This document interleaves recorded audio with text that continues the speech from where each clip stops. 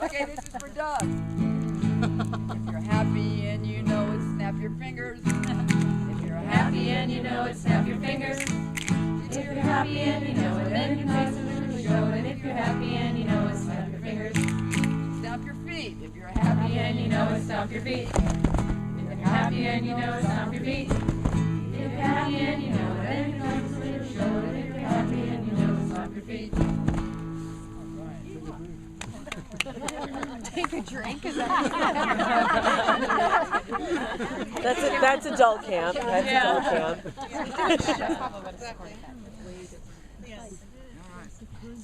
Only if it was Jack. Okay, I don't have a speech prepared or what to say, but I have some bullet points. I wanted. I wish I had the PowerPoint. No, I first knew about Campo Fiesta because my two older sisters, one is here, Mary, and my sister Kathy, both went to camp, and I just remember them in our kitchen singing the Rice Krispie song.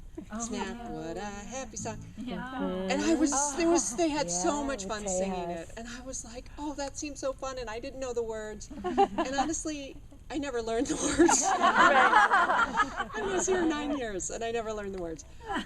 Because we didn't sing it. It was like, must have been their time. But because when we were here, we didn't really sing it that much. But anyway, my sisters had got me really interested in camp. And they were I just saw how much they looked forward to it, how much fun they had. I was the little sister, like, I can't wait to go.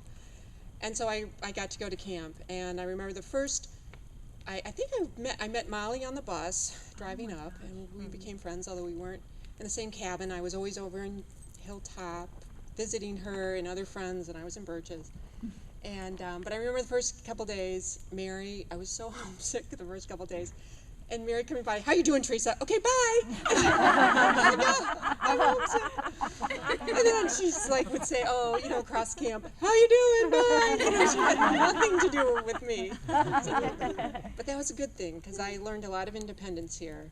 And that was, I think, one of the great gifts of this camp is that young girls grow up to be young women, and they learn how to be independent, and they learn that they can be successful, and you're exposed to a lot of interesting situations that you have to kind of think on your feet, and that the camp situations I run into even now, like, oh yeah, I was kind of in something like this once when I was a counselor, or I was a camper, and I saw this thing happening, so it's a great experience that you carry on your whole life. One other quick thing with just talking about Pablo and Bettina, and especially Bettina. Pablo was, the fireworks, and but I loved Bettina too, because she was always in the background. She reminded me a lot of my own mother. And for me to go to camp, my mother said, okay, you can go to camp, but you have to work in my dad's office. And so I worked in my dad's office, and I would have to write down my hours, and then my mom would send camp a check for the hours that I wrote, and she would take out Social Security. And so Bettina, I remember coming, because camp would get multiple checks from the Carriage family for my tuition, but they would be in these odd amounts, like $168.57. But it would kind of throughout the year. And I remember Bettina saying to me, she's like, your mother sends me the checks with the most odd amounts. And I never had the guts to tell her, well, because those are my paychecks. But She would have loved that's how it. my mom, allowed me to continue to come here, is that I worked for it.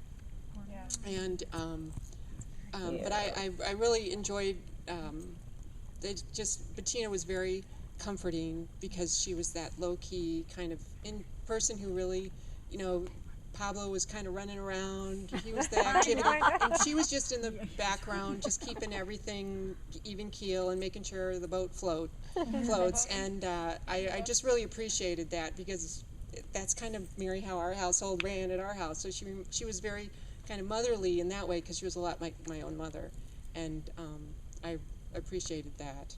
And I also liked her little New Jersey accent, or New York, or wherever she's from. That little Brooklyn. Maine? Well, that accent that she had, kind of. Bottles. Yeah. Yeah. And littles. Bottles, yes. So anyway, those were just some of my recollections, and I also want to finally thank their children, because I know that Pablo and Bettina gave so much to run this camp and to take care of their 90 girls or 80 girls that they had every summer, and that when you do that and you take that incredible responsibility of the lives of all these children, that's a huge responsibility, and for their own children, sometimes that they weren't always first. And I remember also sitting as a camper looking at when their children would visit, thinking, wow, your parents are running all of this with all these children, and you're just visiting with mom and dad, and that they didn't have that opportunity, or when they were here at camp with all the kids, they couldn't be first, and I mean in front of us. And I was also would ponder that and just think what an interesting way, dynamic that was, and also what a sacrifice that they gave for all of us.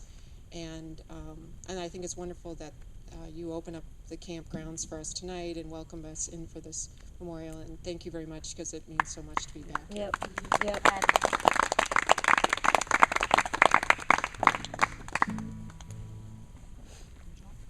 I'm not a real talker, but I was a camper from, it's weird, it's a mirror, it's 78 to 87. And Fiesta shaped my soul, whether it's water sports, people, horses, people again, and it's just special, and I don't think a lot of people in their childhood have this experience, and I'm just glad to be here, because I couldn't be here 2 years ago, and I had a chance to meet Pablo and Bettina maybe 4 or 5 years ago, and I saw them and I connected with them, and the family lives on. It's not a big deal, life goes on, and there's a lot of good living blood here and good memories here, and I don't know, I'm so lucky I happened upon Fiesta, my neighbor, the Brooks, the Martha and Katie Brook, come to camp, they're my neighbors. And I'd already been a horsewoman, and they're like, well, come to our camp, because we were riding together. And then boats were always in the mix, and somehow I was a boat, waterfront girl and equestrian girl, and I still kind of am. And Fiesta has shaped my soul and my life, so I'm just glad to be here. I can't explain it. I hope we can play more music for you, and we can sing more and live more and hang out more, because this night won't be around much longer. I hope there'll be more nights, casual or formal or informal, in the future, because I'll travel from California to be here again. This is not the last night for me. I'm so connected to this. So thank you for making this happen, everybody. All I gotta say. Oh, I hope you have the words to this song.